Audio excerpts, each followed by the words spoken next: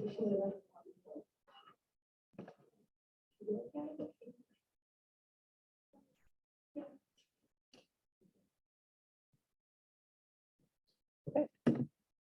afternoon, welcome back. I hope that you're having a good weekend, or you had a good weekend, whatever, time days are weird. We are now in week 8, which means that we have 3 full weeks left before the term ends. We're really getting close to the finish line. We also have a time that we're not meeting just due to Memorial Day and travel. So the rest of the quarter is a little bit shorter, but we are going to meet today and on Wednesday to go over and transition into a discussion surrounding health campaigns.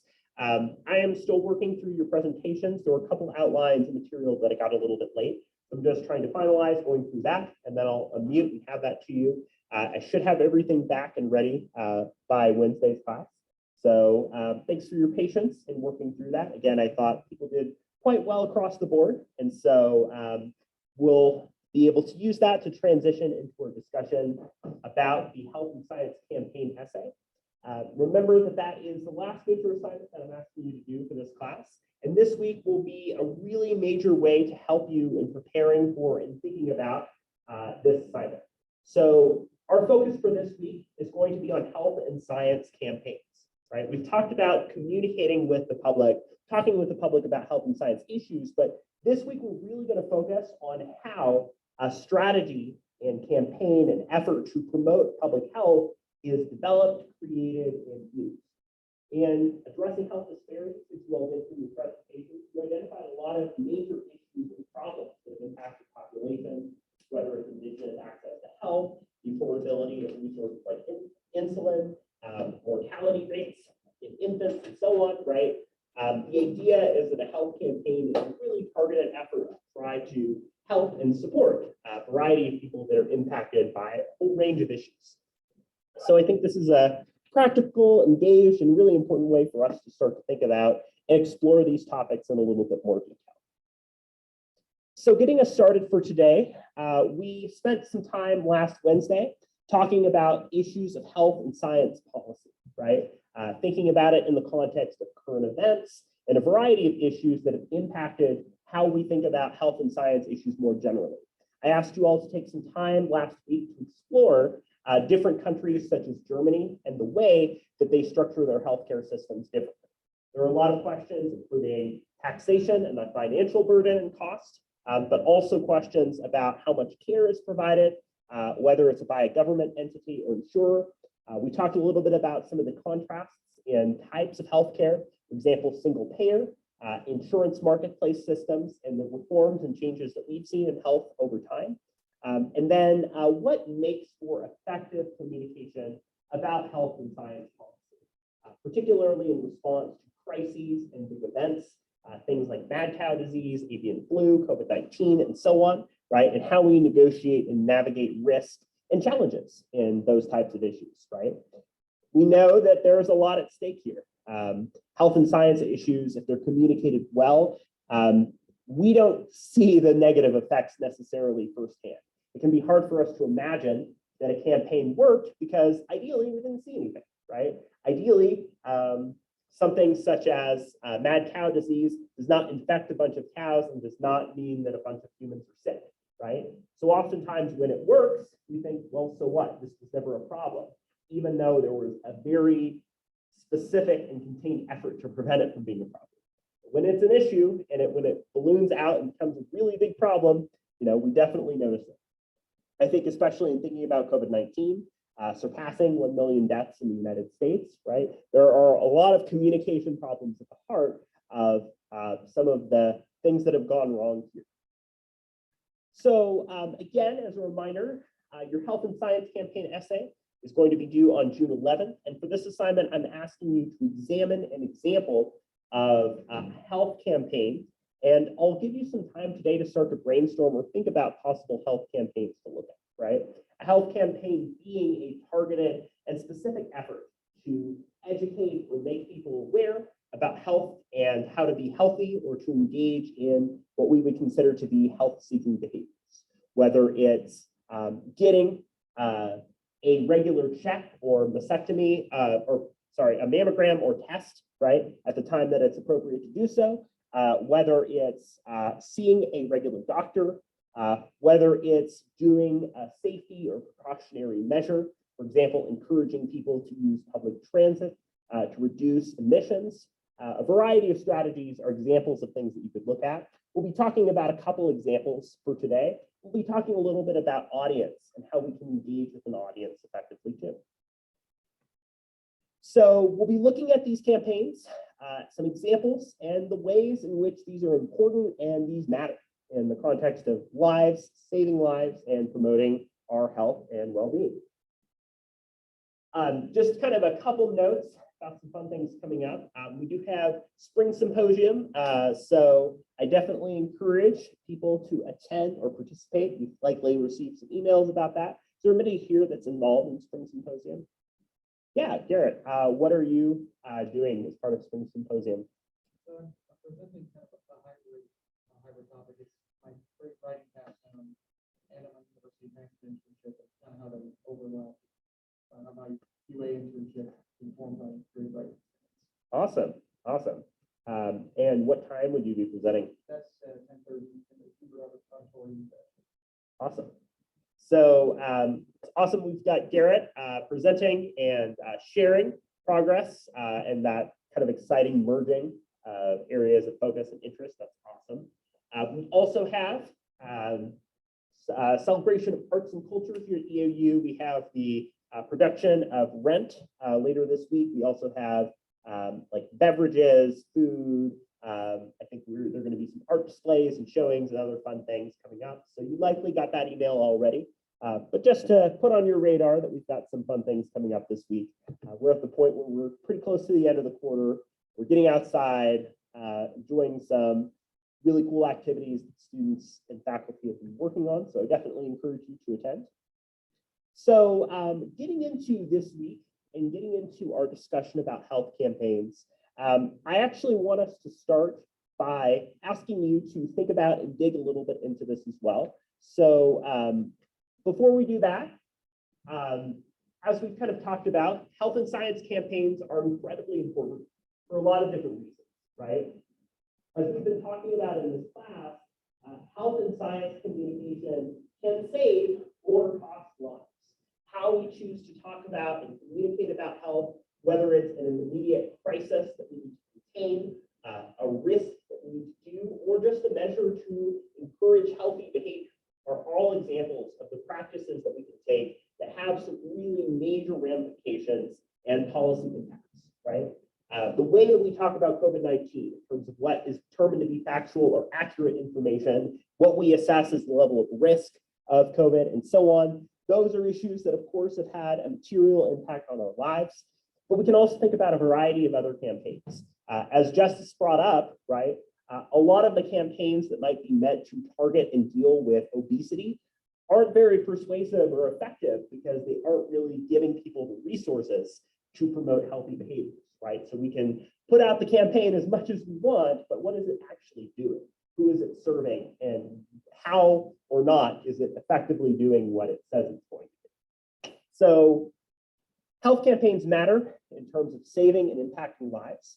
We've also talked about mis and disinformation and about how addressing health disparities and gaps that impact populations are really crucial as well. For example, if ethnic minorities are less likely to get things such as cancer screenings, right, that has a pretty big impact on those disparities and also opens up campaigns that can target and address specific populations that might be more reluctant or might not have the same amount of information about those issues.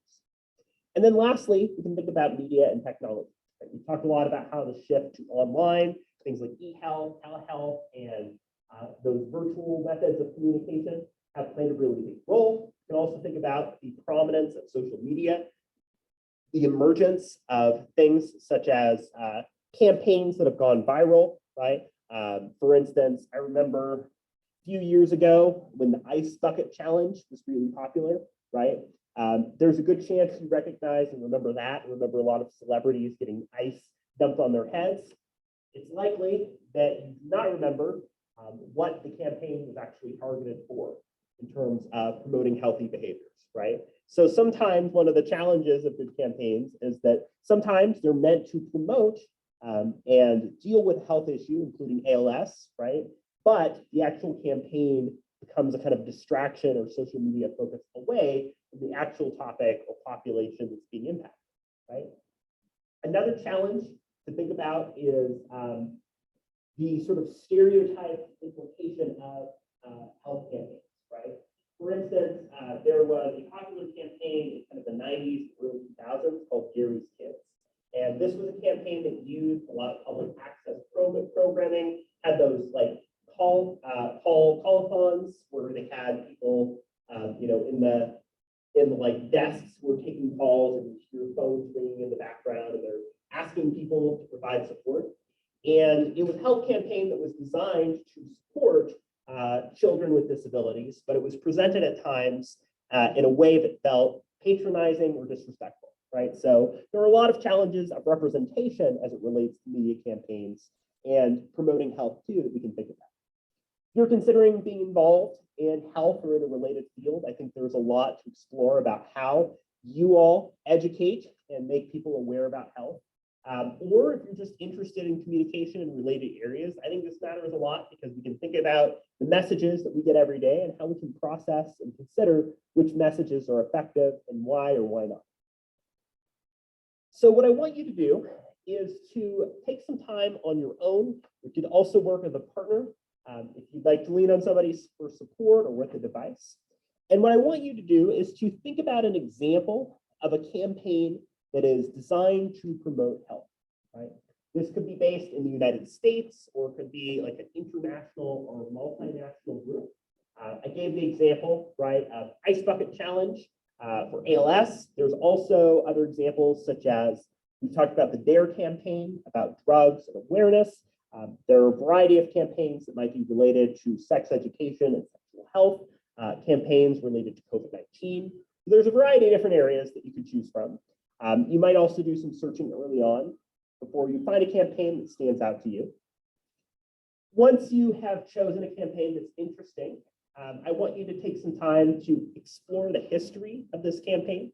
When did it start and where is it now? And then what are some major ways that this campaign communicates? How does this campaign utilize media or utilize communication strategies to work toward supporting the needs of its audience? So take some time to work through this. I'd recommend writing down some notes for yourself on this. I'll give you about 10 minutes, and then I'll ask each partner or person to share what they came up with in exploring some of these campaigns.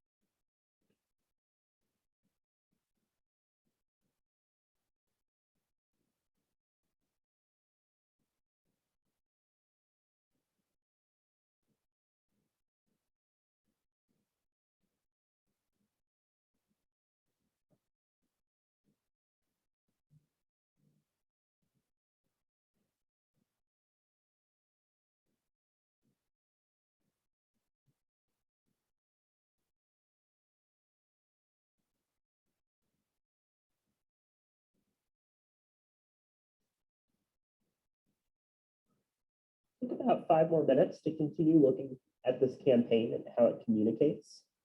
Don't worry about getting everything. I'm going to be asking you to return to this example at the end of class 2.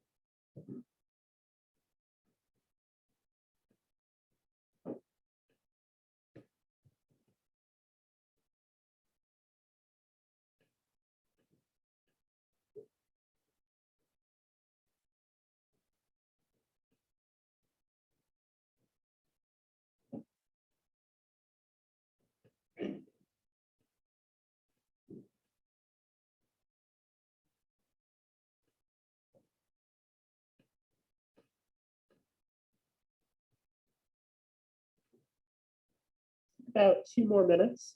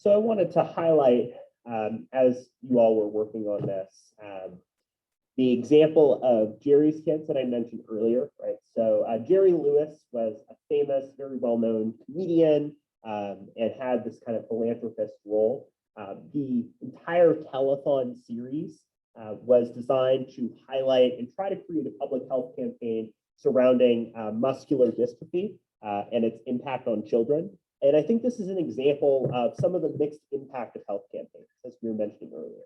Because while the campaign was able to generate money to support children, there was critique, including from the children who at the time were a part of that campaign, who kind of turned around and when they got older, were talking about some of the pushback that they had about how this campaign worked and about how they were treated and targeted in this campaign. I think it highlights some of the challenges and tensions that health campaigns have in terms of reaching and engaging with their populations. They say Lewis succeeds by portraying them as objects of pity, reinforcing stereotypes of the disabled as helpless and childless. Jerry's orphans in detail for the first time. They've got a problem. I hope that they get better. How can you say that? I mean, How did I say it? Listen again. They have a problem. I hope they get better. but these people have this disease and they say you're making them feel childlike. I feel terrible about that. It's a shame. But while I'm playing to 100 million people that think what I'm doing is okay, I can't worry about or dignify 20, 30 people. I can't. I haven't got time for that. And I promise you, I'll fly to Chicago and we'll knock down some pins. Okay? Yeah. Okay. A month later, Lewis kept his promise and says Adam beat him by 10 pins. I'd like you to know, my friend, that he's still alive. 1 year since that date. And the mother and the father say, you came to bowl with him and he's going to stay alive for you. Lewis compares it to the famous story about Babe Ruth hitting a home run for a sick boy that kept him alive. You know what did it for him? Hero worship. That child survived by hero worship. Babe Ruth made him walk. Okay? Oh my God, are you kidding? Yes, so The arrogance of him to assume that he's a hero. To those of us in our condition, the very idea that he would assume that we needed A, heroes, B, that he would be the hero that we would choose, so it's just beyond my comprehension. And they are now turning on you and calling themselves Jerry's orphans. Forget the issue. Personally, what does that do to you? why didn't they call us anything when we bought them the wheelchairs, Chris? Why wasn't I a terrible man when we bought them the wheelchairs that are getting them around? Lewis wrote about cripples and said if he had MD, he'd have to learn how to be half a person. You called them half a person. You talked about the indignity of being carried. You talked about the steel imprisonment I wrote that in a piece. of Yeah. a wheelchair. Right. All that. Right. Is that the way you really feel about it? They can't run with me down the hall, can they? In truth, aren't they given half? Haven't they been left with half? If there's a degree of measurement, are they whole? There are a lot of, I think, things that came from Jerry Lewis's comments, right? That obviously we would look at and be really concerned or skeptical about, right? This question of being a half or not full person is unfortunately a trope that a lot of members of the disability community have. And there's this tension, right? Because while this campaign did identify a lot of attention to issues related to muscular dystrophy and did raise funding to support children, right? There is a lot of critique and pushback about how those children were represented, oftentimes in a very kind of charity style of narrative, right? And we saw that there were the folks that were involved in that campaign as adults who identified or called themselves as Jerry's orphans, who were speaking back about why he was representing or standing in for them, right? So it points to really major challenges and tensions that a lot of campaigns have in what they consider to be healthy, how they're reaching a public who is representing or standing in for the needs of a population, and who that ultimately impacts, right? If we're thinking about audience and the ability to effectively reach an audience, there were a lot of ways that this campaign was not successful in doing so. So I wanted to highlight, I think, a useful example of some of the challenges related to these types of campaigns. So let's go around, and I'd like to hear from each of you on the campaign that you all chose, what you gathered from the history, and some of the ways that this campaign communicates. Let's start here on this side of the screen. I was scanning through trying to go over a bunch of them, but there was a recent one in 2018 about how physical activity can help with arthritis. And so that's the one I started to research into. It only started in 2018. I'm not sure what their primary communication is. It doesn't say much about the history of it. Sure, sure. So for a lot of these campaigns, right, sometimes they got started maybe in like a viral way or through social media circulation. So it might not have like an organization that has originated it, but it might have taken off and gained a lot of attention since then. And maybe after its original creation, gained some level of base or support too. So I think that's an interesting one to start out with, maybe one to continue looking at. Yeah, Tiana? Okay, so I did Mhm. and so the history of this campaign, it was developed in 1985 in the American Cancer Society Pharmaceutical Division of Imperial Chemical Industries started it together. Yeah. But the main face of it was Betty Ford, who was Gerald Ford's wife, who was also president. And so she's kind of the face of it. She had been diagnosed with breast cancer during his presidency. And so she wanted to advocate and start that campaign. There's a lot of this campaign is dedicated to raising funds for breast cancer research, as well as promoting mammograms and breast health. And then the primary ways that this campaign is communicated is through the pink ribbon. It's a very universal symbol for this campaign. And so in the month of October, all of the sports teams that are competing either wear pink or they also show support through the pink ribbon. And one of the biggest support systems is actually the NFL, who wears pink ribbons visually, usually on the helmet or on the uniform, as a reminder of breast cancer. Yeah. We know that, of course, breast cancer awareness has worked as a campaign and like public awareness and circulation, because I think just about any one of us can see the pink ribbon and know what that represents, right? It's definitely gained a whole lot of traction, as you highlight, right? A lot of kind of major social or political leaders tend to focus on or identify a couple major issues to focus on. You were mentioning that in kind of the Ford administration. I think if I recall, Michelle Obama's focus was very much on nutrition. At least that was a major component.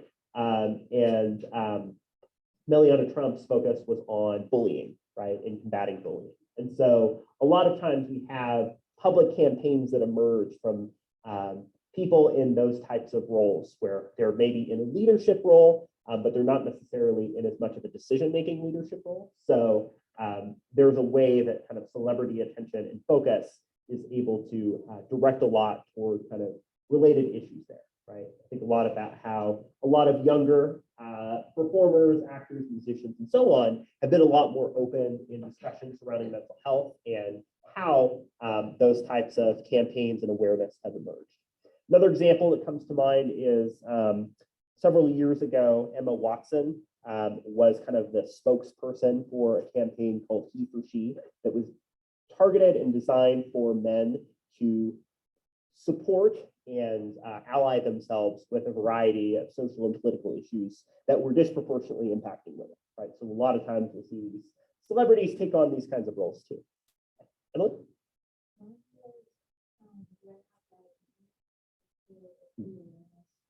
Sure.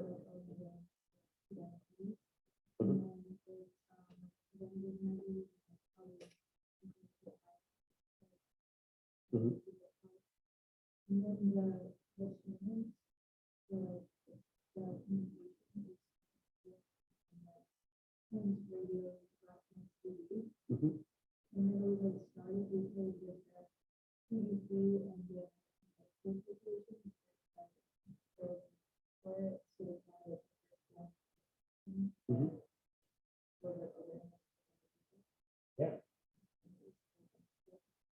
Awesome.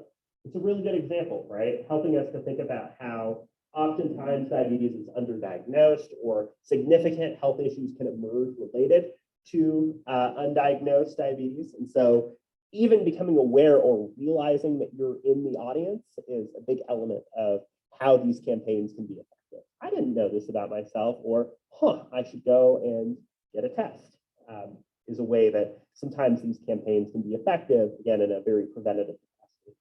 So I did the Lose Your Weight campaign campaign and basically the goal is to help people live healthier lives through increased physical activity. Mhm. So in 2018, the Office of Disease Prevention and Health Promotion created this campaign to promote the second edition of the Physical Activity Guidelines for Americans. And during while they're starting this campaign, they also researched and surveyed communities to find the best way that they receiving information about physical activities, so they can learn from that and use that to help them promote this campaign.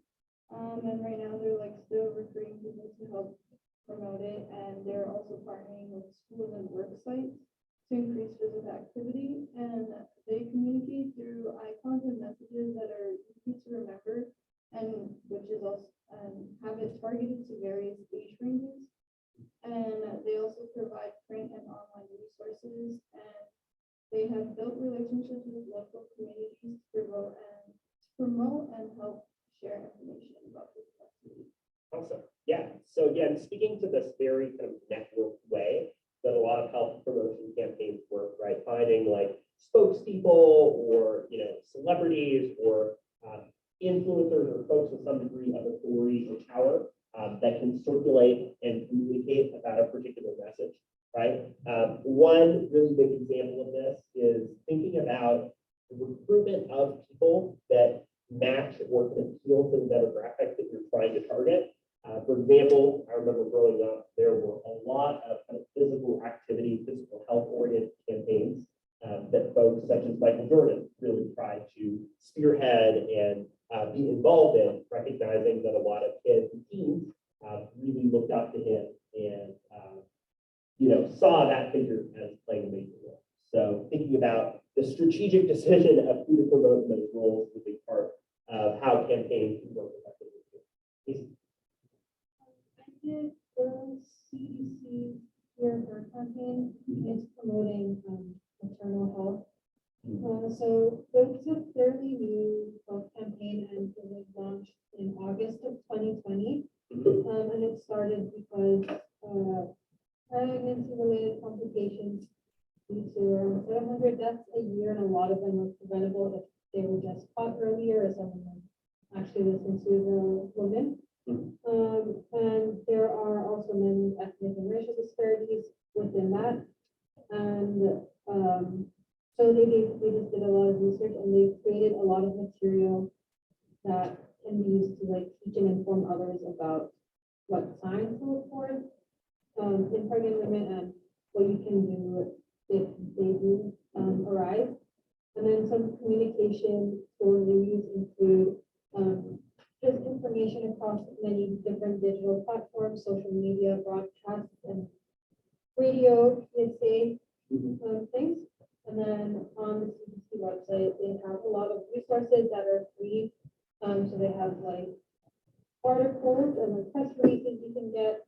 There's posters and handouts, social media, graphics, other shareable graphics and infographics. And you can hear her content from the CDC for free if you want to put it on your website. And then they also have a bunch of videos about women talking about their stories and experiences, and that's kind of trying to raise awareness. Just sometimes I feel getting it from a quote unquote a normal person kind of conveys the information better, the seriousness of the issue better. Yeah, absolutely. I not only are a lot of these campaigns really clear in our language, hear her, right? And also that these campaigns can be more informational. It's not necessarily in the moment changing your own health behavior, but it's recognizing perhaps some of the signs or ways of supporting women to, prevent them from not being heard or listened to or supported, and as such, preventing those pregnancy-related deaths, as you pointed out, right? So there's a lot that campaigns can do to not only change our behavior, but to also create awareness for us on navigating and engaging with behavior among other folks. For instance, I've been seeing campaigns circulate related to how to support individuals who are experiencing a panic attack, right? Recognizing that a lot of the normal, or what we might consider to be normal in the moment strategies aren't effective or might make the problem worse, right? So Sometimes campaigns are about educating us on how to promote the health of other people. Let's move back to the second row here. Tina? My dad also told me that we've been made from CDC to Growth Center for Disease Control Prevention, which is a smoking campaign, which has been launched in 2014, which it shows real people living with serious long-term health effects and from smoking with effective procedure. And also features the control stories from family members who also had a loved one who was affected by smoking. And they show like the real people who are been infected with disease at the part of their body. Smoking anymore. Yeah, I think in like middle or high school, I got the like PSA videos that were somebody that was like speaking through like a, the voice box and the computer automated thing. Oftentimes like that use of shock or fear like gets invoked a lot as a strategy and sometimes can be effective. I did something similar and I found the truth campaign, so it was kind of like there, but I thought it was more recent because like I've been seeing ads a lot more like in the past few years. Yeah. But it actually started in 1998 in Florida, where 23% of teens used or were addicted to tobacco. And they usually communicate through like TV commercials, electronics, and they have a large social outreach. It started as just tobacco prevention, but it moved towards vape and nicotine. And it started also as Florida's Office of Tobacco Control and Change, but in 1998 they changed their name to Group to form a younger generation against addiction. Interesting.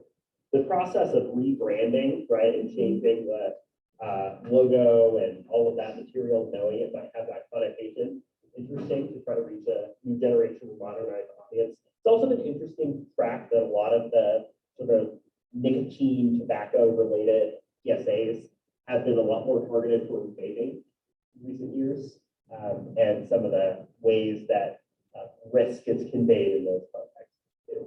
They also, Oh, go ahead. Partners, I'm trying to find like partners or something, like, because campaigns usually have face with a name or something, Yeah, but they didn't have like any specific people, but the only partner they have is Hulu, and so that's why you see a lot of their commercials on Hulu, but that started with the release of Euphoria. That's when they put it out, so I thought that was kind of cool.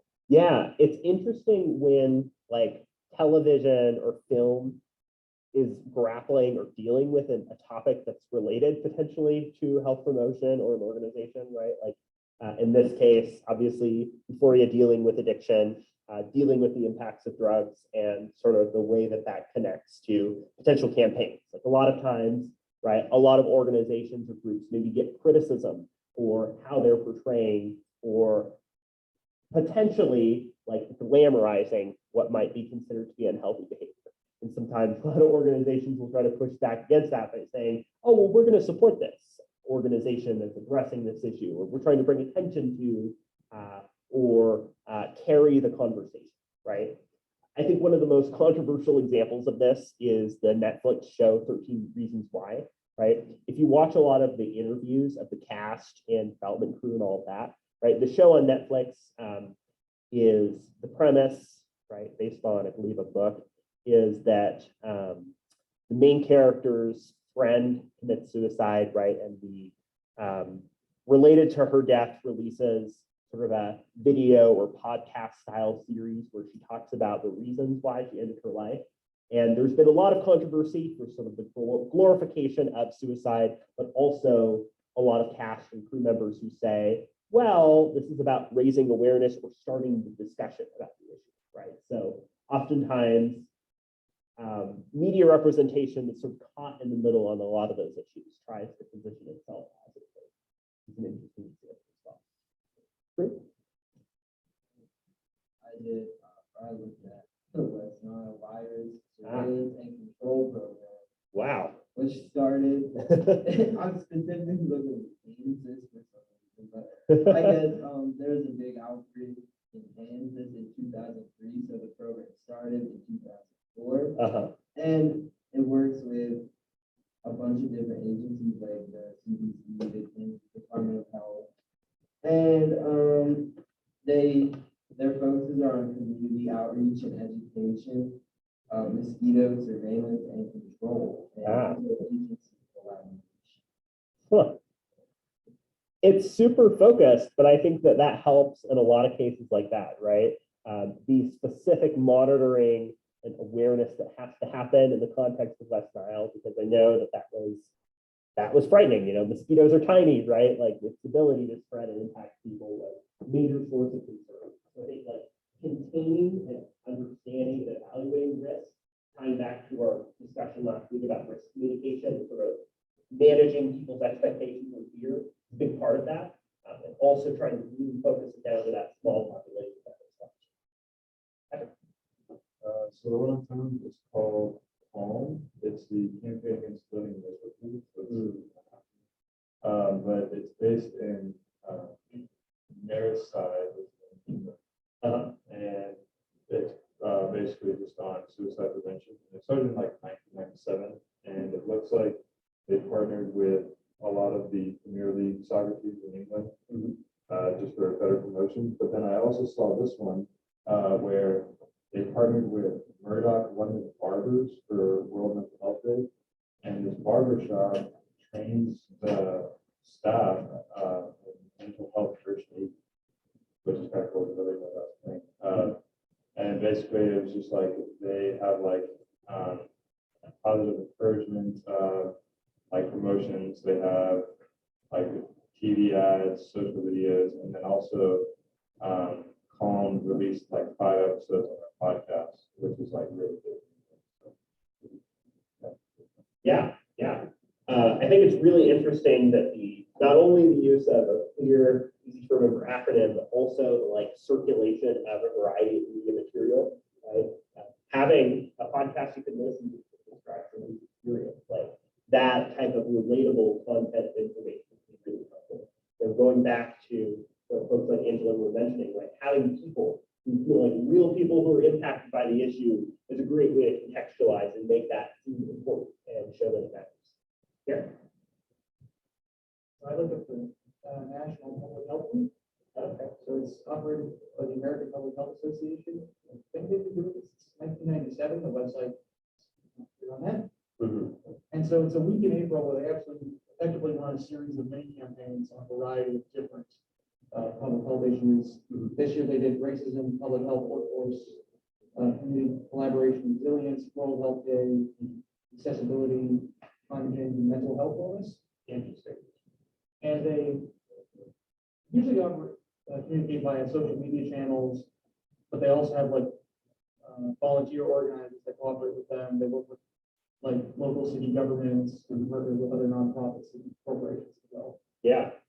The like rotating topical focus can be a really great way that we can just be tuned into an understanding of health information on a variety of different topics, especially if we're trusting, we're interested, and we feel like we have something to learn, right, through that channel, right? Each time we tune in, we're getting something new, right? And again, I grew up in the 90s and early 2000s, so one of my like most vivid examples is watching Bill Nye Science Guy, right, on Oregon Public Broadcasting program, and it was a way of making like different topics in science and technology a whole lot of fun. It was very silly, very over the top, but this idea of having like an engaging, sort of rotating set of science and health related topics is a way a lot of campaigns can create a general understanding of these kinds of issues.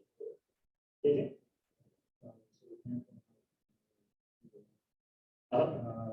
Initially started.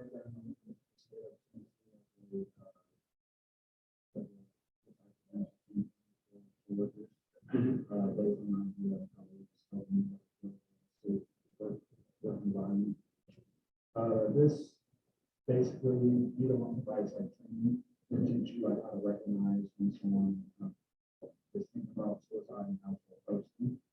But what I noticed is that they kind of rebranded themselves and rebranded to what they know now called the 1-2. And incorporates their 5 steps, which is basically ask, follow up, be there, help connect. And so the ways that they like their campaign is pursuing by creating educational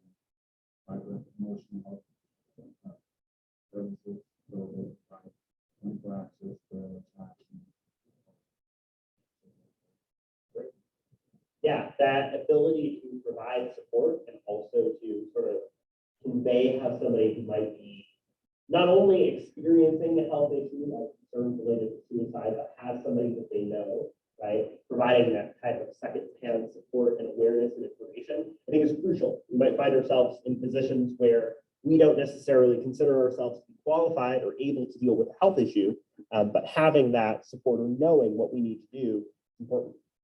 In kind of hearing from all of you and some of the campaigns that you all have chosen, right, there's a few things that stand out as what makes an effective health campaign. One is adaptability, right? The idea that a health campaign has to adjust and change and modernize, right? If it needs to, if it intends to stay relevant, whether it's renaming, whether it's reaching a new younger generation, whether it's engaging in technology, adaptability is a big part. Another crucial part is relatability, right? As folks brought up, having everyday people or people that we look up to, right, and trust to some degree is crucial for a campaign to work successfully. You have to believe and really listen to what we're hearing. And then the last thing I'd really emphasize is clarity, right? Whether it's using an acronym like CALM or Hear Her, right? Or really trying to use clear messaging and good steps. The more you overload with information, the less is going to actually be put into long-term memory, especially with how many messages and things that we see every single day as we're navigating and scrolling through social media. So thank you all for sharing those examples. I'm going to ask you to come back to them after the break, but I think these are some good ways to start to think about campaigns. So I'm going to touch on a few points here related to health and science campaigns. We'll take a break and then pick up on that. So health campaigns work, right? They are successful when they do a few specific things.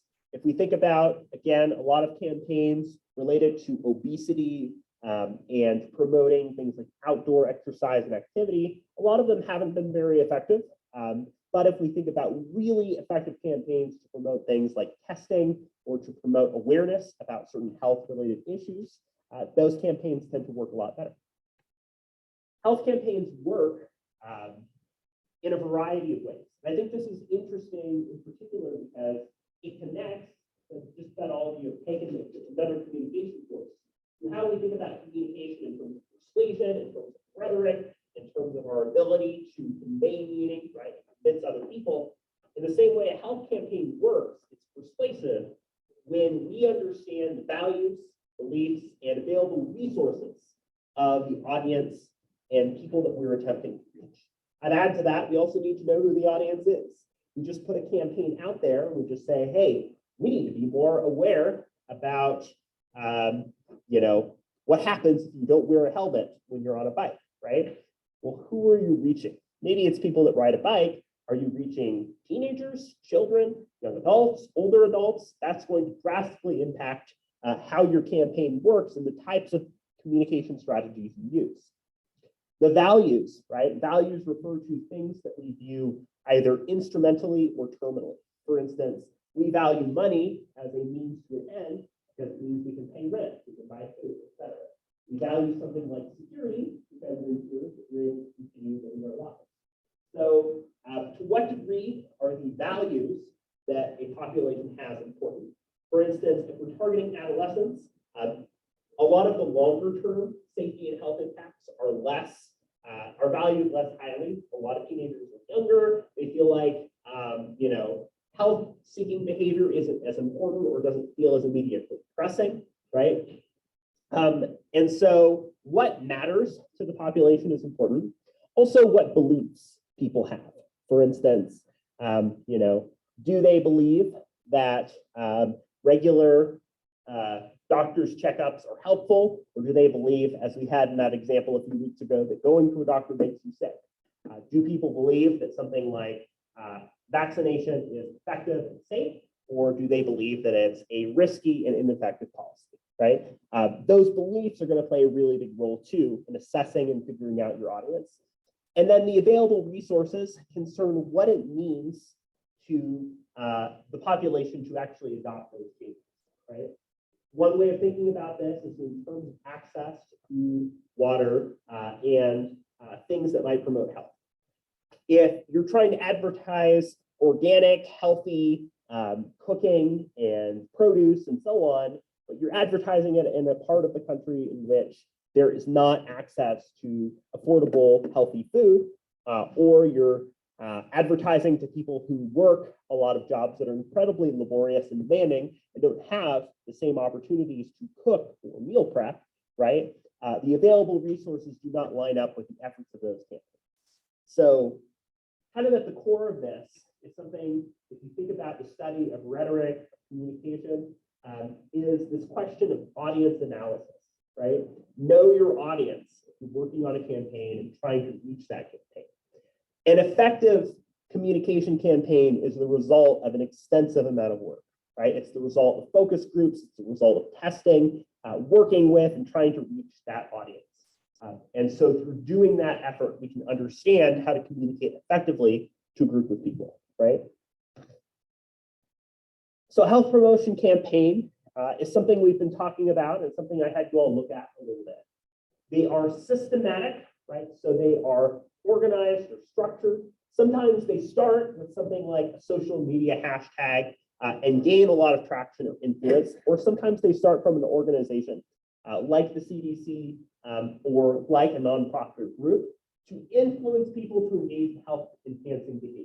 In other words, trying to get people to change their actions, their values, their beliefs, do something that motivates toward greater health. In other words, the people who are involved in that are health promoters. They're creating, distributing, and sharing those messages about health, right? Again, I feel like every time I pull up a health-related video for this class, kind of give a look at it before I teach, I get one of those ads about vaccination in the state of Oregon, and it's like a person who's on the fence and explaining their reasoning and decision, right? Promoters of health can be regular people, they could be celebrities and famous figures, or they could be people who gain prominence through that campaign itself, right?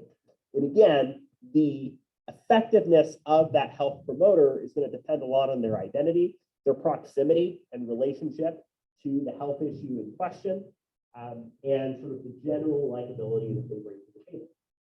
For example, you might be familiar with Michael J. Fox, right? And his experience and advocacy related to Parkinson's. Through his personal experience with Parkinson's, that campaign is generally considered to be effective, and public awareness about Parkinson's is seen positively. I think there was a lot of pushback from Jerry Lewis, in part, as we saw, of the major contrast between how he represented and shared himself versus what the children he was advocating on behalf of actually said about that experience, right? It's not to say that you have to have a personal relationship to the disease, health issue, or other problem that you're talking about, right? It's a question of being able to do so sensitively if you're not coming from that proximity or lived experience, right? So that can be a challenging area to negotiate as well. A health campaign has a variety of steps that it needs in order to work effectively, right? So the first is to define the situation and the benefits, right? So for instance, it's figuring out what the problem or issue is. We might think about this as an exigence. If everybody is doing the thing that we're trying to promote and they're doing well, why would we need this campaign, right? So generally speaking, there is a problem or issue or topic that a campaign is trying to address or deal with. For example, maybe there are a variety of people that are not getting diagnosed as diabetic and therefore are not receiving the care that they need and have worsening conditions that develop as a result of not getting diagnosed and supported, right? The benefits to a campaign that helps people get tested for diabetes is that they are able to know what they need to do to take insulin or to take measures to promote their health, and in doing so, be at way less risk of their situation worsening. Analyzing and segmenting the audience is the next step, right? So it's not enough to figure out who you're trying to convince, it's about that small section.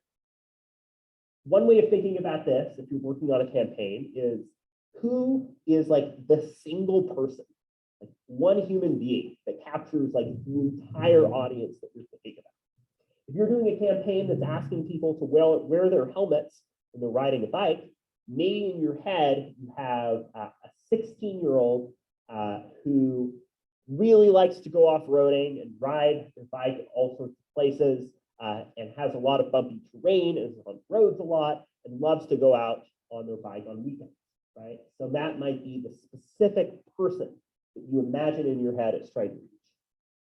Establishing goals and objectives is important, right? A health campaign is going to constantly evaluate itself and what it's going to be able to do. For instance, maybe this campaign is designed to increase the number of helmets used by people who ride bikes and decrease head-related bike injuries in our region by 30% over the next 10 years. That'd be pretty ambitious, but seeing that marked change over time might be a major goal and objectives that are designed to reach that goal, right? So health campaigns are constantly measuring and determining whether or not they're effective and actually doing the things that they're trying to do. And then lastly, thinking about channels of communication. Again, this is especially important when we think about new methods and modes of communication, using social media, Twitter, TikTok, LinkedIn, Facebook, and so on, right? And within those, thinking about how the campaign might happen differently. If you post the exact same thing in the exact same way, like you post a photo on Instagram talking about suicide awareness, you're posting it as a static photo, it's not going to resonate or connect the same way on TikTok. Having an interactive video with somebody personally talking about their experience related to mental health and suicide might be a much better way to engage in that platform, right? So oftentimes there's a deliberate choice about how people are engaging in forms of media too. So those are some stages that I think are important and useful for you to analyze too. If you're assessing the effectiveness of a campaign for your essay, you might think about what goals this campaign has set for itself or not, and to what degree they are making deliberate choices on how they're reaching that audience. So we'll talk a little bit more about this stuff in just a little bit. Let's take a short break and reconvene at about 3:10 or so. So we'll continue where we left off and talking a little bit more about how campaigns are promoting health.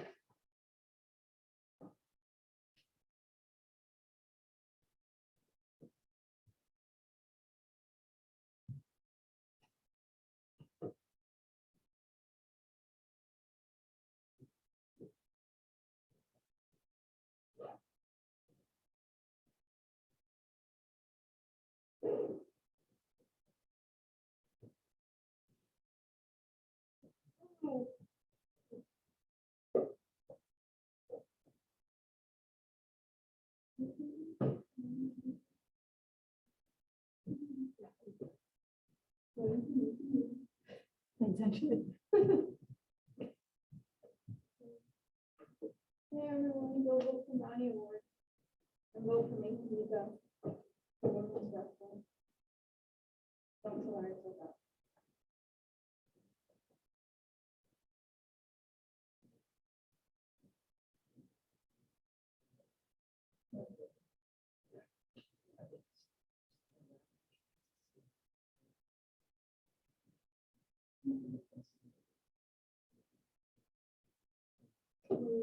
We're trying to watch them. Yeah.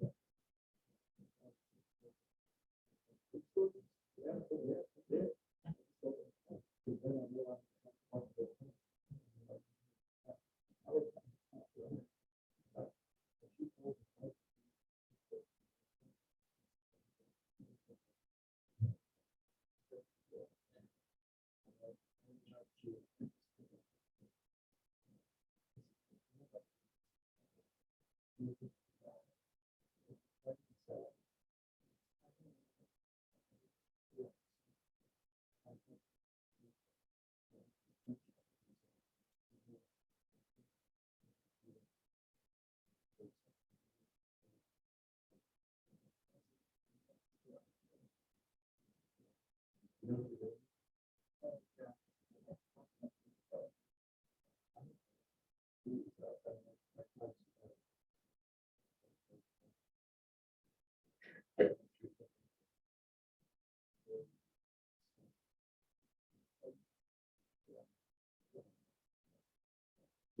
was just gonna say.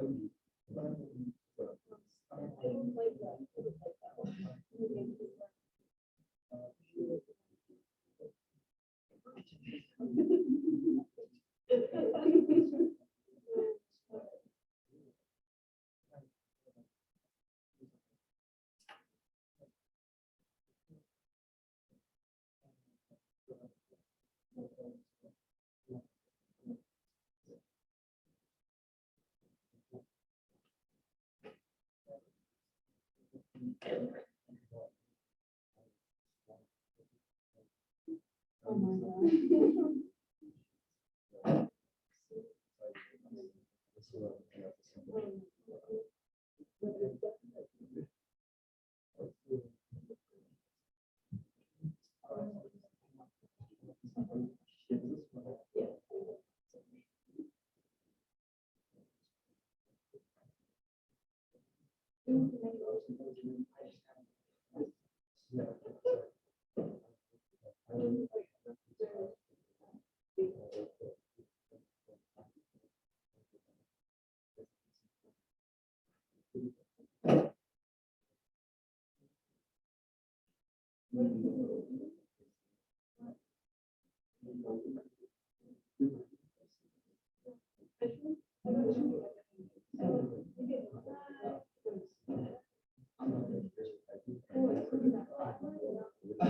I think already more.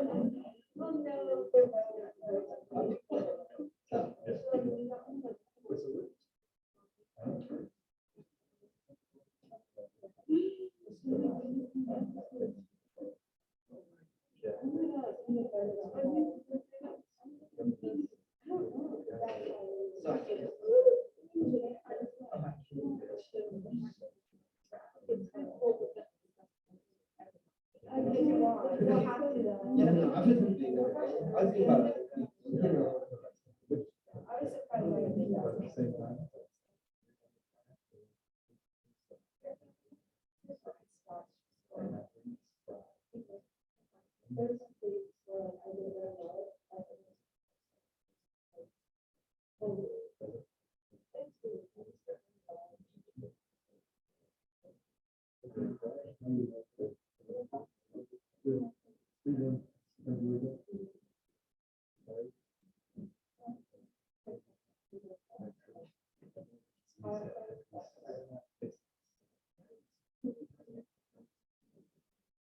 Yeah.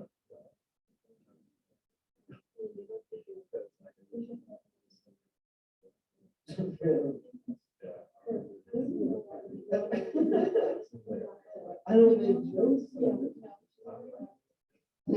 I'll be done with the lacrosse. I don't know any of you here, but you know, I love lacrosse. I've been a fan for years. Okeana. Yeah, Okeana. The entire thing. I know like three of you. Oh my God. Someone got me so mad. make a joke about someone. We'll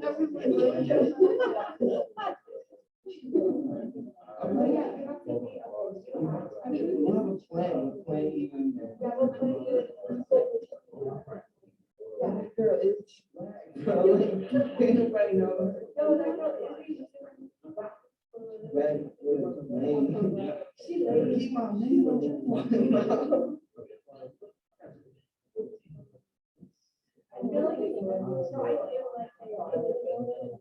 Yeah.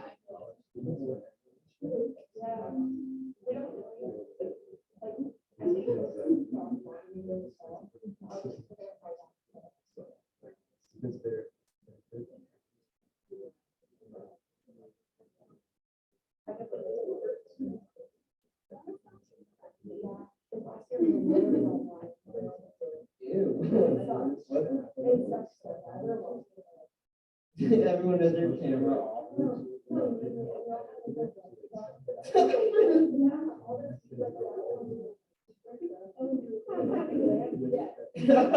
mean, it's over. What is Oscar? Actually, it's like.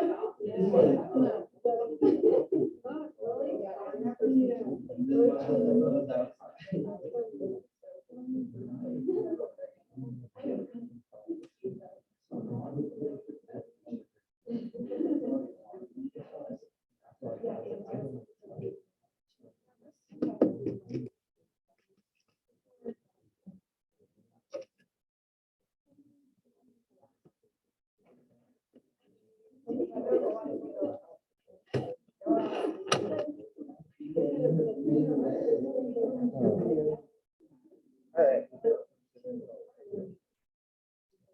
So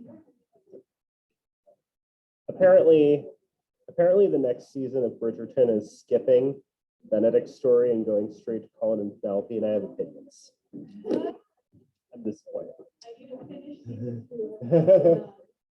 All right. So let's come back here and chat a bit more. So I'm going to talk a bit more about some of these ideas, health campaign, share a couple examples, and then ask you to return to the problem that you've been working on a little bit earlier today. Another example of a health campaign that I wanted to share that I thought was kind of interesting, and again, this is something that I noticed growing up, were some of the kids' TV channels, right? So growing up, a lot of kids' TV on like Nickelodeon and Cartoon Network, like watching on the channel rather than streaming, and for a lot of you, had a kind of similar experience. And there were some public health promotion campaigns that some of these kids' channels used. One of them being Nickelodeon, which had what they called the International Day of Play. And during a 24-hour period, they would not air any television at all. And they would use that 24-hour period instead to encourage people to go outside, right? Which was a kind of interesting public effort. There was another campaign that Cartoon Network developed that was called Get Animated, that was designed to encourage health-seeking behavior and to use opportunities instead of watching TV to get outside, that I thought was a kind of interesting example here. So check it out. I had the coolest day yesterday. Instead of hanging around the house all day, I was climbing obstacle courses, winning the World Cup, and scoring a bunch of great prizes. This is very And 2000s. now you can join in because the Get Animated Tour is coming to town. You can check out all the exciting activities based on your favorite Cartoon Network shows. Get Animated is designed to help kids stay active, to build a healthy mind, body, and spirit.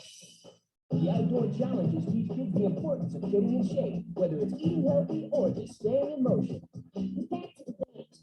I scored with Matt, Blue, and all the Foster's friends in the Imaginary World Cup. So kind of a fun example here of like how oftentimes a lot of companies and businesses find themselves implicated by a health issue. In this case, like a lot of kids animated TV channels find themselves like perhaps responsible or being targeted as it relates to kids who don't necessarily go outside or do healthy behavior. Although there's definitely area for discussion on to what degree TV is actually influencing that, right? Or if it's other factors. But it's interesting when there are campaigns that are designed to try to get kids to address and promote healthy behavior, like going outside, exercising, playing, trying to use characters from the TV shows in an effort to encourage kids to be healthy, right?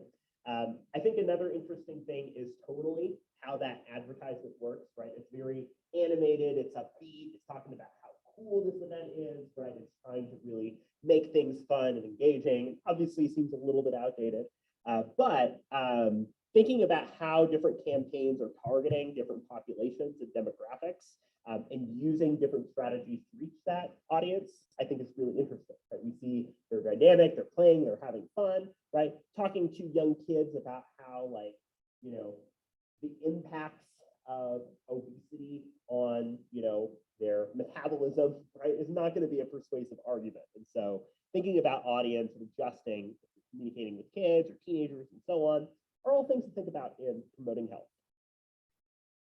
So when we think about motivating and encouraging healthy behavior and using campaigns to do so, as mentioned, right, what makes a campaign work? What are the ways that we can really measure and define what it means for success? And that's really difficult, especially if a campaign is designed to be about awareness, or if a campaign is designed to provide secondhand information, like what you should do if a friend or loved one is considering food, right? So that's one major challenge, is defining what it means for a campaign to be successful, the situation and benefits, as we talked about, what is the issue and how might this campaign to better that issue, understanding the motivations that people have that at times are really varied. Again, if a campaign was designed to promote healthy food and healthy living, there are a lot of assumptions here about people's time, access to information, and also questions of health literacy, right? To what degree do people understand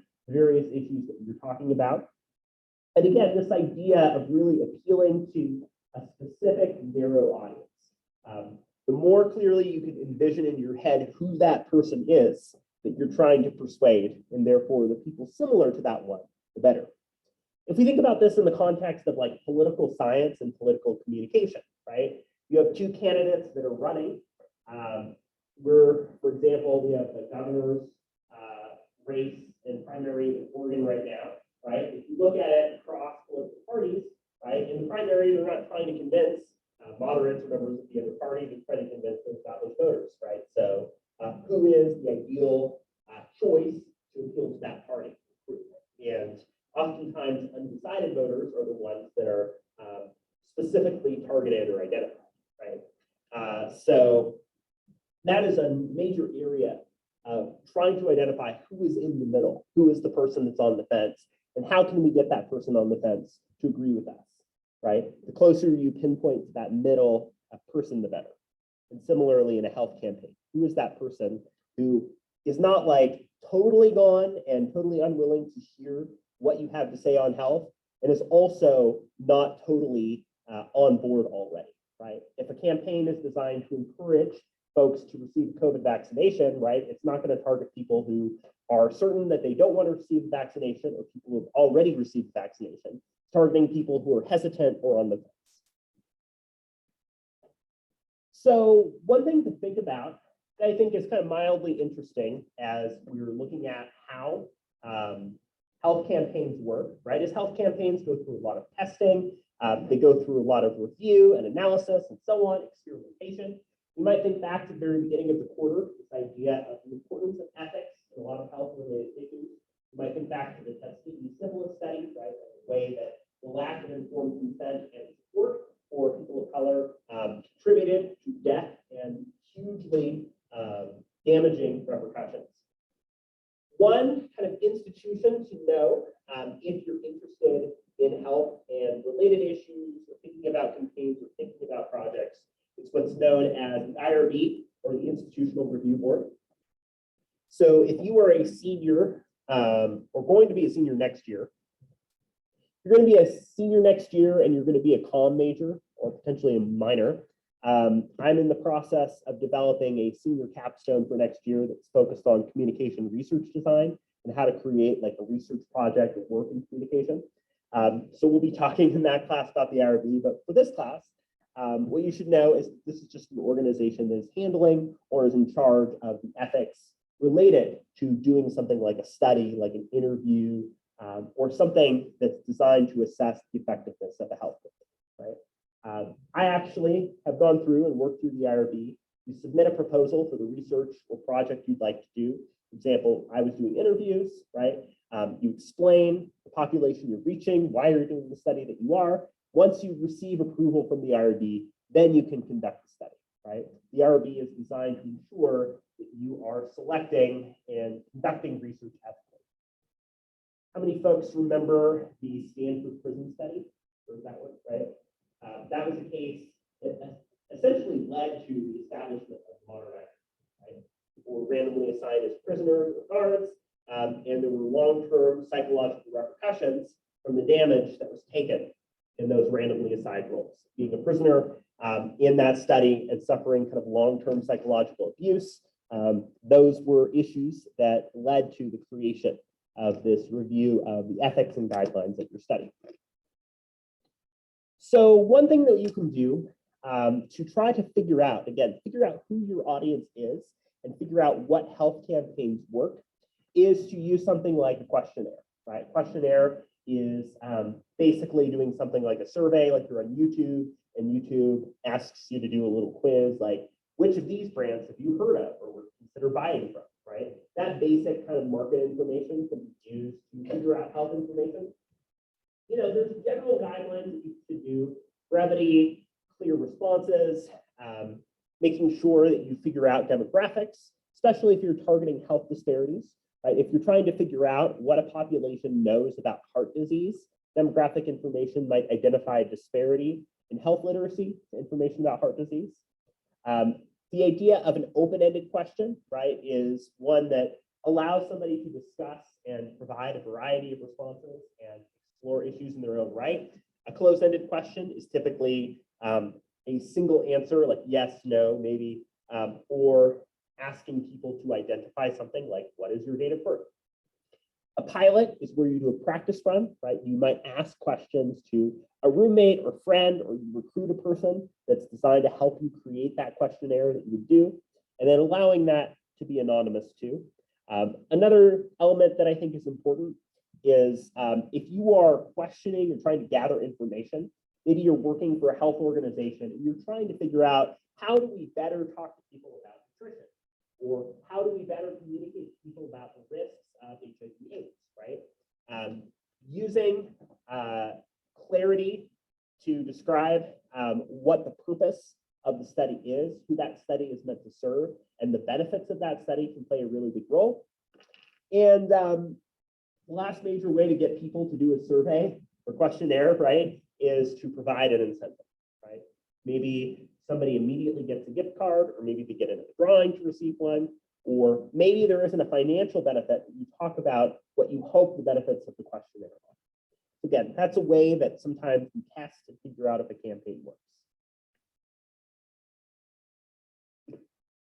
There's also what is known as a focus group, right? A focus group is another method of qualitative data and study. Focus groups are used a lot in organizations, in marketing, and related areas, right? A focus group is a cluster of people that you put together in a room. There is a moderator who asks questions of the group, and then the group talks about it together. The major benefit to doing a focus group is that you get to see people bounce off of, talk, and develop ideas with each other, because they're all in that room for an hour, right? So, for instance, one of my colleagues did a focus group where he invited everybody over, they had pizza, and they were talking about social media and how people use social media to flirt with each other, right? So they were talking about using the like button, sliding into DMs, and all that. So there was like a lot of interesting conversation and camaraderie that happened there. Similarly, focus groups can be used to talk about health issues and promoting health. For instance, maybe you get in touch with a group of teenagers who don't want to wear their helmets and don't want to deal with that when they're riding their bikes. You start to hear and learn from this group of people, especially in the peer dynamics and pressure, why they might be less interested in wearing a helmet. And then sampling, right? Sampling, if you're polling or studying or focusing on like the United States and our our rates of diabetes and diagnosis of diabetes mellitus, there's no way you can capture it, right? Sampling is where you identify a smaller group of people within that larger group and ideally try to make it representative, that you're trying to identify and represent the whole group by picking only a select group of people, usually randomly, you feel like are a good representation or sample of that larger group. Right? So if you take a methods course, like you take Dr. Becker's quantitative, I'm sure we'll get into that more, but that's some basic information to know about how we gather data related to creating a health campaign. There's what's known as the knowledge gap hypothesis, right? And so this connects to this idea that there's this widening divide or gulf in health information. That is, people who have resources and have information, maybe they have a doctor that's readily available. Maybe they have siblings or family members that are involved in healthcare. Maybe they have really clear access to health information. People who have access and good resources are more likely to continue to get more information and learn more over time. You know about some podcasts, information about health, you decide to check it out. So the opposite is also true. People who lack information about healthcare or just don't have readily available access to that are less interested, less engaged, less willing to seek out information, right? So you have this widening gulf of health literacy knowledge. And again, this relates to the digital divide and the idea that there are a lot of locations in which there still isn't stable internet access or an understanding of how to navigate and use online access as well. Another, I think, important element here to think about is this idea of social capital. And social capital ties to the idea that when we're a part of a group or community, that we're really trying to build connections and trust, right? You can think about this as rapport. If you are talking to a doctor and the minute that you see a doctor, they start prescribing you a medication and recommending that you take something, then you're likely not going to trust or to listen to them because they haven't taken the time to get to know you and understand your specific issues, right? In the same way, the ability to create good connections, trust, and relationships to an organization is an important way that those groups are trusted more when it comes to a health campaign, right? This is especially true in terms of international aid and international support. For instance, discussions surrounding HIV/AIDS and healthy sex practices in a variety of countries is at times implicated by an assumption that people don't know the culture of the country and know how that culture approaches issues of sexuality and sexual health. If people take the time to learn and understand and communicate kind of in that vicinity, then there might be more trust, willingness to listen. So social capital is an important element here. It ties to this idea of ethos, right, of credibility, and creating yourself as a credible, trustworthy figure for the community or group that you're hoping to reach. As I mentioned before, a way that communicating in a health campaign works is to really identify a specific audience or group that you're hoping to communicate with, right? You can use segmenting, where you find particular groups of people that have some similarities. Maybe you've identified that the populations that are least likely to have bicycle helmets are folks that are like teenagers or perhaps, kind of young adult age, right? So segmenting is finding those groups of people that have some overlap in how a campaign could reach them. And then, again, thinking about who that person is that you're trying to reach and building that campaign around that person is important. So one example here to think about, as I've talked a little bit about, is communicating with teenagers, right? So if you're communicating about health and health-related issues to teens, obviously there are generational differences, and in terms of access to social media, norms, slang, and all of that, right? A lot of the Gen Z slang is different, but there's, the Nietzschean eternal recurrence, right? Suddenly, some of the looks and styles of 90s and 2000s are back in again. So while there are generational differences, there are trends and similarities that we know kind of from a psychological perspective about campaigns targeting teens, right? For instance, one of them being that teenagers oftentimes feel like adults and other people don't get them, right? You don't know who I am, and that can be a part of that kind of identity discovery period. What that might mean, right, is that a campaign could be targeting teenagers by saying, look, I know that you feel like other people don't understand this topic, but here's some information that would help you in navigating mental health or navigating an eating disorder, right? Worrying about the imaginary audience, right? So peer pressure. You've seen the movie Mean Girls, right? Or you sort of navigated things like cliques, groups, right? You know that there's oftentimes this fear of social judgment. So oftentimes a campaign will talk about how it's not cool or popular or hip to do this behavior that is unhealthy, right? Vaping might seem cool, but it's not, right? That's oftentimes a strategy used in campaigns. Another thing that's important is to think about the idea that adolescents, teenagers tend to be more focused on arousal, right? On doing things that are fun, that are interesting, that are engaging, and less focused on sort of the longer term health, right? Just because you're younger, you don't have to worry about that as much at that age. Right, that means that there's a focus on immediate control in the moment, psychological reactance. And then lastly, there's what's known as an activation model for information exposure. In other words, a message is persuasive if it optimally stimulates a person, right? So for example, when I showed that commercial for that, that Cartoon Network Get Animated thing, right? It was very lively. There are these, cutouts and printouts of TV characters. There's a bunch of kids running around. The narrator is talking about how cool it is at this event, right? It's a very high level of stimulation.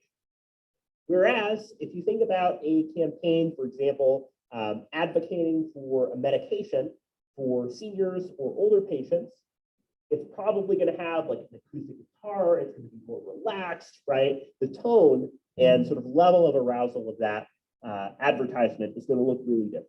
So the idea that you're trying to meet the level of stimulation or interest for that population is important, right? If somebody is older, doesn't like a ton of really loud, bright sounds and colors, right? They're not going to enjoy that type of advertisement targeted to them.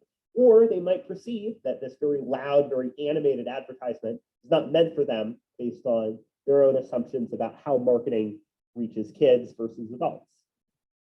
So that's an important contrast to think about here, is how different campaigns are targeting different groups in that way.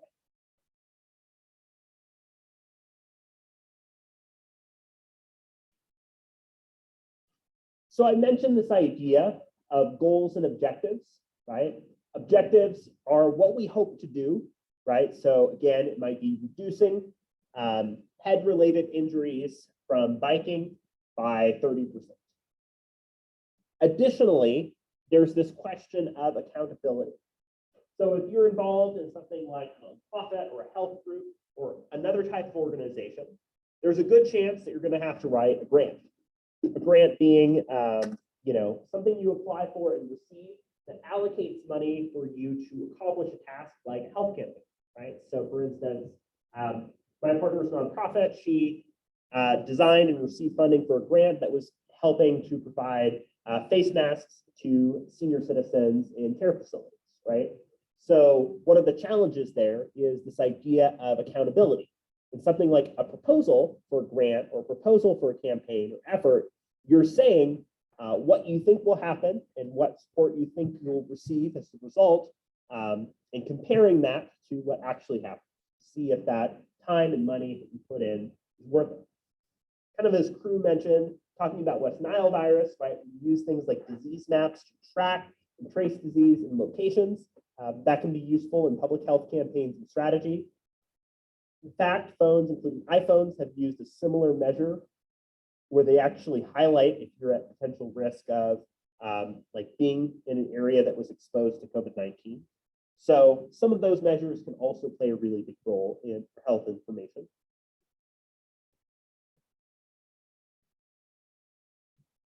And then another thing to think about here too is kind of getting to that last goal, right? Major goal of a health campaign is understanding through which channels that campaign communicates through, right? A channel is a way in which information is communicated. You could think about it like an app, think about it like television, you could think about it like an email, right? Or a written bulletin, right? It's how you are delivering the message. Reach, therefore, refers to the number of people that are exposed to that message. So for instance, maybe you recognize the amount of people that use TikTok, especially among younger populations, and therefore you create a video that's targeted toward younger people. Specificity is how accurate that information needs to be to that particular group. In other words, highly specific information might deal with a case of a friend or loved one who's contemplating suicide. We talked about arousal, how exciting a message is. Maybe it's a really engaging, interactive piece of communication. For example, might even be something like a game, like edutainment type of games. Or it could be a much more low-key commercial or even information delivered via text. And then involvement is the amount of work that we have to put in order to understand a message. Generally speaking, we are not going to be very involved to a campaign if we're just scrolling through social media, because we're exposed to so many messages a day. We're just trying to distill the most important ideas, right? So clarity and focus are really important for a campaign to be effective. We like to feel like we understand it without being incredibly involved, especially if we don't feel like we have a personal stake in it. It doesn't matter to us. And then there are a few other points here before I return us back to your prompt from earlier today about some of the other ways that we utilize media to communicate about and engage with it. One of them is the idea of the elaboration likelihood level. That is, if you're involved with and engaged with a message, we're more likely to pay attention to it and follow it a little bit more closely, right? So for example, if we're a little bit worried about knowing that we have diabetes in our family, right? We might take the test to find out if we might be diabetic and are much more engaged in that test. We're involved actively and so on. So we're going to pay a lot more attention to what it has to say to figure out whether or not we're at risk, right? So we pay attention to messages that are specific to us. There's also what's known as narrowcasting, right? To really focus it down to a specific population.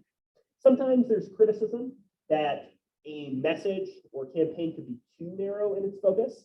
For instance, maybe you're trying to only target teenagers on wearing a helmet, and maybe the commercial is like really clearly geared toward kids and teens, and an adult tunes out and thinks, this is kind of cringy. I don't like this ad. I'm not persuaded by it. There's also what's known as diffusion of innovation, which suggests that we receive new information and then it's passed in through a community. A good example of this is information surrounding new variants of COVID-19, right? That information is filtered, processed, and understood in the context of a group once it reaches a larger step campaign.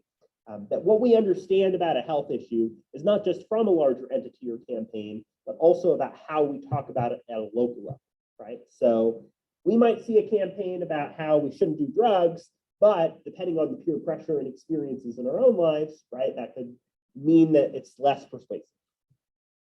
And then there's the two-step flow. That is, information comes from media to people, right? That there is a process of telephone where the message is not one-to-one. It's not the exact thing. So we have to think about how we're not just one-to-one sucking up the information we get through media, right? We have our own perspectives, experiences, biases, issues with understanding and paying attention to a message, issues with longer-term retention, and so on, that impact how that message is understood by us. So what I want you to do is to take some time on your own, I believe that all of you did it on your own, to return to that health campaign that you chose toward the beginning of class. And I'd like you to take some time here, about 7 or 8 minutes, to think about how some of the issues we brought up related to knowledge gap and digital divide might impact this campaign. Again, thinking about how there might be disparities in access to information. How this campaign might adapt to interests, needs, and arousal. Again, thinking about trying to reach this optimal level of arousal for the audience. And then from what you're understanding and looking into so far, is this campaign successful or not successful? You might think about this by the benchmark that they're using here. So you don't need to be an expert on this campaign. You might not choose this campaign for your assignment in the class, but I do want you to explore this one a little bit more and explore some of the ways that it uses communication.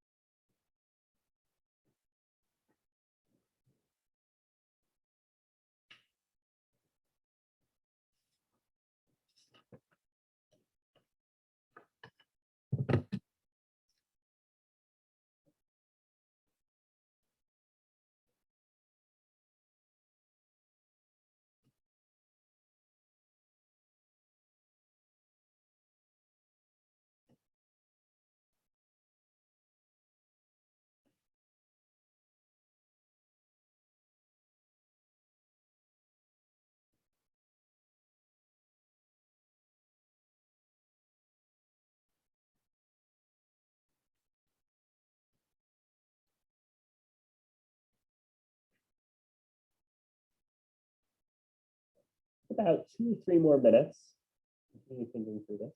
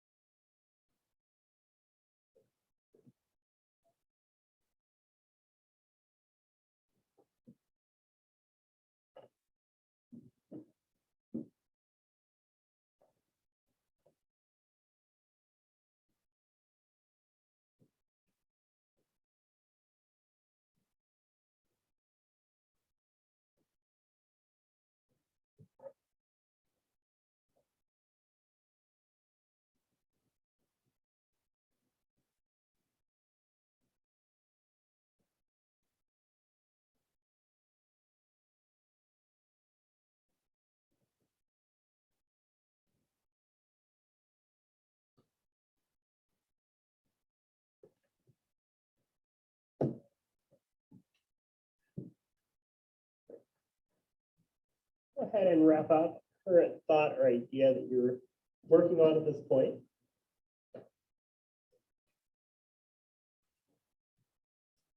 So to kind of recap the things that we went over for today, we've talked a lot today about how health campaigns work and some of the ways that health campaigns are able to reach and think about the audience, including the ways that they might develop research and really try to focus on figuring out who their audience is, reach with those audiences, and how to work with them effectively, including the knowledge gap and digital divide, again, dealing with the idea with using technology and online resources, that there are going to be more gaps here in how we can reach audiences. The idea, we not only need to reach arousal and interest, but also to adapt to changing resources, and also that we're exposed to very different messages and a lot more messages through social media than we were years ago. And that what we might consider successful or unsuccessful about a campaign is really kind of tied to the goals that the campaign makes for itself, and to what degree those goals are being met or not, right? So things to continue to explore and to think about as you start to decide on a topic for your campaign essay for this class. We'll be picking up more about these topics, including health campaigns, public efforts to communicate about health and related issues on Wednesday. So look forward to that. Go ahead and either email or pass forward the individual prompt that you worked on for today. Have a great rest of your afternoon, and I will see you again for Wednesday's class.